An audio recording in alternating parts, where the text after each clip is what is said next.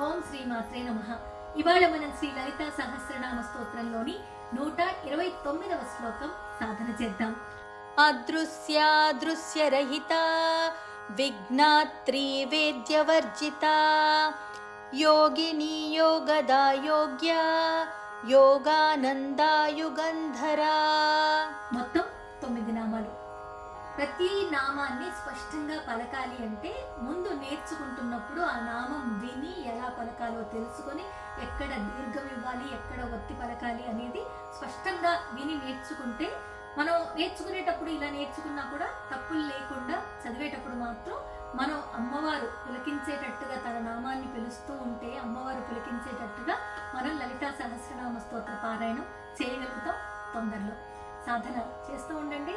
మళ్ళీ రేపు 130వ శ్లోకం నేర్చుకోవడానికి ఇక్కడి ప్రణతి మనసు పలికేలో కలుద్దాం. ఓం శ్రీమాత్రే నమః.